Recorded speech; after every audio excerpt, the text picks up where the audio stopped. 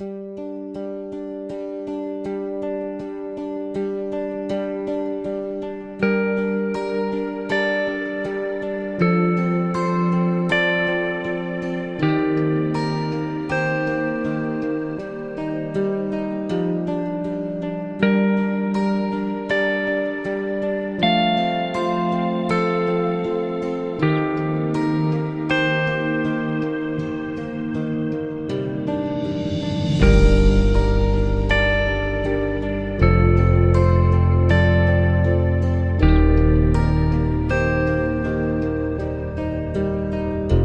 Doctor Manorama Khanna, professor in education department, VSSD college Kanpur university. मैंने 35 वर्ष तक एजुकेशन डिपार्टमेंट में पढ़ाया है। मेरे हस्बैंड भी उसी इंस्टीट्यूट में थे, VSSD कॉलेज कानपुर में यूनिवर्सिटी में ही थे। उन्होंने भी, वो फिज़िक्स के थे और मैं एजुकेशन में थी, टीचर्स ट्रेनिंग कॉलेज में।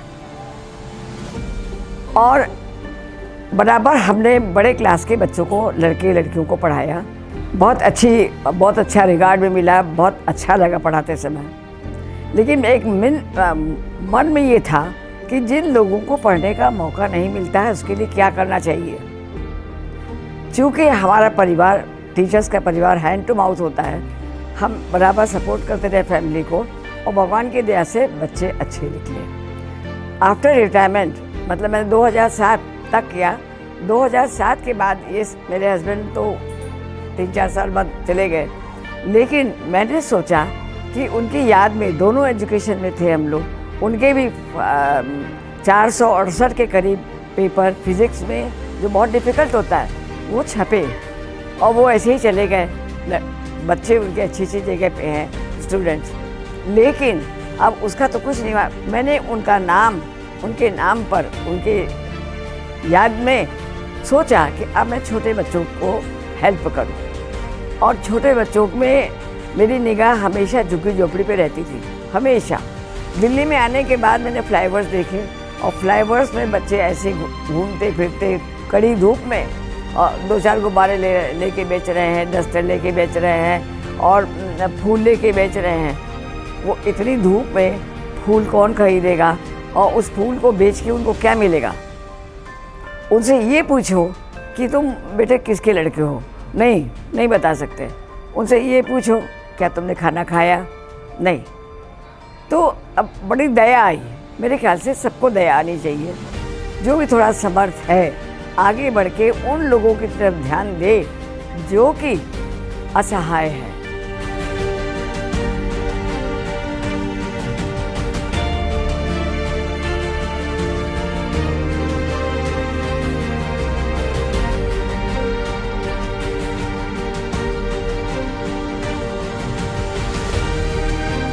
टैलेंटेड है, बड़े स्किल्स है। बाद में समझ में आया कि बड़े स्किल्स हैं उनमें, बड़े टैलेंटेड हैं, लेकिन पहले उनको भोजन नहीं मिला, कहीं और से माँ बाप से बिछड़ गए, घर का भी ठिकाना नहीं, तो वो कभी देखने को मिलते थे, कभी नहीं देखने को मिलते थे। हमारे मन में ये मंथन चलता रहा आखिर इनका क्या हो जाए। क्योंकि देखिए, सरकार को दोष देना तो आसान है। इतनी पॉपुलेशन बढ़ जाती है और बच्चे अगर चोरी हो जाते हैं तो माँ बाप कहाँ जिम्मेदार हैं। और जो हैं भी तो वो पढ़ा लिखा नहीं पाते तो बच्चे सड़क पे आ जाते हैं। लेकिन उन बच्चों की भी इच्छा होती है कि अमीरों के साथ, साफ सुथरे लोगों के साथ उठ सके, बैठ सके, कोई उनसे दो प्यार के बोल सके। लेकिन सब अनदेखा। क्योंकि जैसे पूछो, इसके बदबू आ रही है, इतने दिन से नहाया नहीं है, इसकी जुआ पड़ रही है और मैल तो आखिर उनकी मैल कैसे छूटेगी, उनकी जुआ कैसे होंगी। उनको ये बताया जाए कि भाई साफ रहना है, उनको ये बताया जाए कि भाई तुम्हें साबुन की ज़रूरत है, तेल की ज़रूरत है, कंघे की ज़रूरत है, वो कहाँ से आए। तो इसके लिए छोटा मोटा, बजाय इसके गुब्बारे बेचने के, फूल बेचने के, हमें लगा कुछ इस लायक बना दिया जाए कि वो नहीं है तो पंचरी बना रहे हैं, और नहीं है तो मोबाइल में, चाहे किसी वर्ग का बच्चा हो, मोबाइल के लिए बड़ा तेज, नहीं कैसे सीख लेता है वो। और हम आज तक उतना नहीं जानते हैं जो कि इस प्रकार के घूमने फिरने वाले बच्चे जानते हैं। इसके मतलब दे हैव टैलेंट्स। हमने उनके टैलेंट्स को दिशा नहीं दी। तो एजुकेशनिस्ट होने के नाते हमारा पूरा विश्वास है कि एजुकेशन दिशा दिखाती है, और दिशा एक बार मिल गया मतलब मार्ग मिल गया तो बच्चों की निश्चित दशा सुधर जाएगी।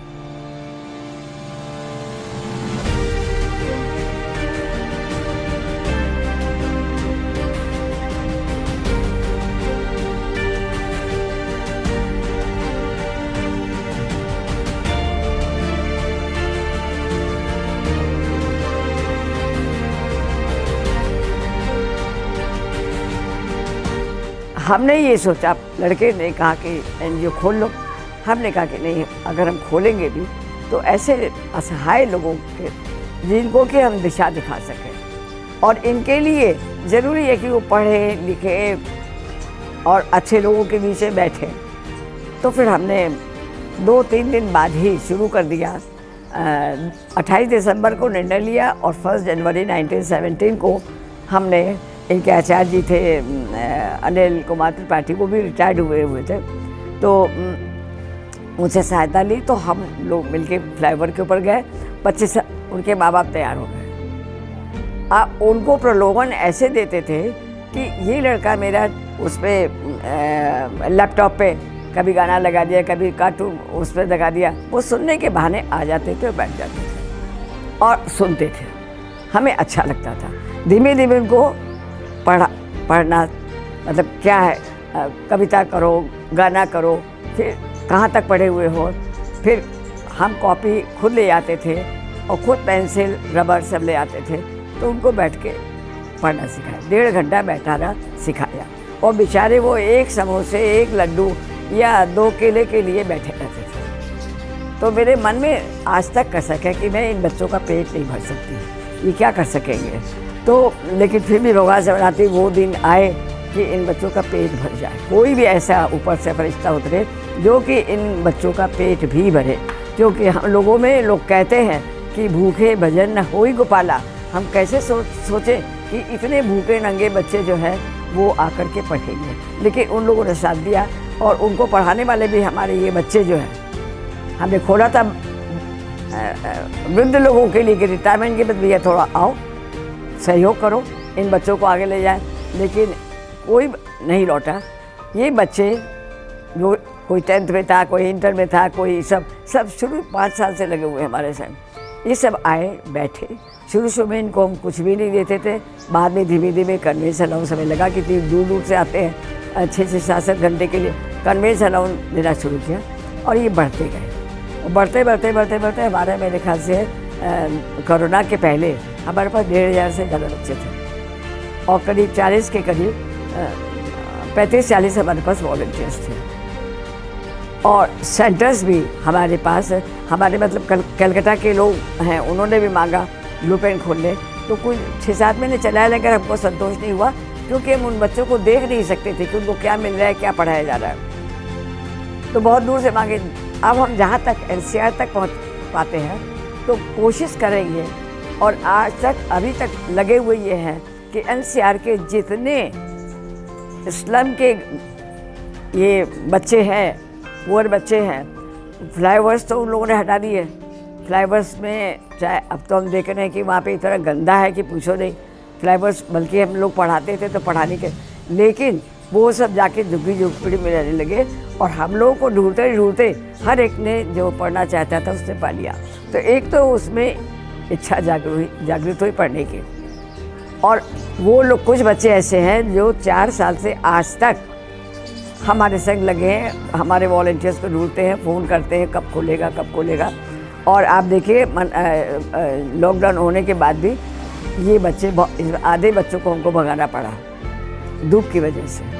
तो इस तरीके से हमने शुरू कर दिया, और भगवान के सहारे हमारी जो नाव है चल रही है, कहीं डगमगा नहीं रही है। और शुरू करते ही लोगों ने इस प्रोजेक्ट को इतना ज़्यादा लाइक किया कि आस्था वालों ने भी हमको सबसे पहले लाइफ टाइम अचीवमेंट का अवार्ड दिया, जिसमें यहाँ के सांसद और विधायक सब थे। उसके बाद सीनियर सिटीजन्स के जो थे उनके बीच में मनोज तिवारी ने हमको बुला करके मतलब उनकी अध्यक्षता में हमें ऑनर किया गया। और अभी हाल में जो वुमेंस डे था तो उसमें भी हमें क्या पिंकिश फाउंडेशन वालों ने हमारा 1 घंटा हमारा इंटरव्यू लिया और उन्होंने भी वहाँ घर हमारे अवार्ड भेजा। और उसी समय ये संगम बिहार में सहयोग शांति सहयोग करके है कमेटी, 10-12 NGO के बीच में, वहाँ भी हमको बहुत सम्मान किया गया। सम्मान तो मिल रहा है, लेकिन जो हम चाह रहे हैं बच्चों को देना, तो कम से कम पेट भर जाए, वो हम नहीं दे पा रहे हैं। दूसरी बात, इन बच्चों को जो ये हाई स्कूल से हमारे संग लगे हुए हैं, तो ये भी इनमें भी अफोर्ड नहीं कर पाते, लेकिन इनकी इतनी तीव्र इच्छा है कि पीछे आप इनको कई दिन भर यहीं पे घुसे मेहनत कर रहे हैं। कुछ जो हमारे पास होता है तो हम अपने पेंशन में से ही इन बच्चों का भी खाना, जाड़ों में आप देखिए इनको सब बच्चों को 1500 है 2000 जो भी है, हर सेंटर पे जा कर के हमने गर्म कपड़े दिया कि एटलीस्ट, और खाने में केवल थोड़ा सा हम दे देते हैं। ये इसका हमें दुख है, और कोई ना कोई साधन बनेगा जो हमारे बच्चों को लालच भी दे।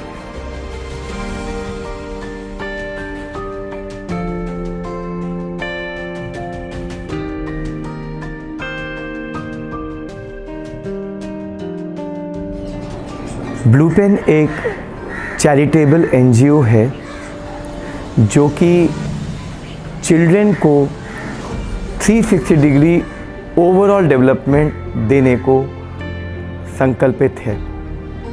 ये एक चैरिटेबल ऑर्गेनाइजेशन है ब्लू पेन, जो कि हर संडे उसके वॉलंटियर्स जाके दिल्ली के आसपास के जितने भी स्लम एरिया हैं, नोएडा, फरीदाबाद, गुड़गांव, उन एरियाज़ में जाते हैं। उनके फ्लाईओवर के बच्चों को न केवल एजुकेशन देते हैं बल्कि फ़िज़िकल एजुकेशन देते हैं, उनको मेडिकल असिस्टेंस देते हैं, उनको स्किल इंडिया के तहत जो है वो कौशल विकास भी करते हैं, और क्या कहते हैं, इनको डिजिटल इंडिया के तहत जो है उनको जो डिजिटल इक्विपमेंट्स होते हैं उनकी भी जानकारी देने की कोशिश करते हैं।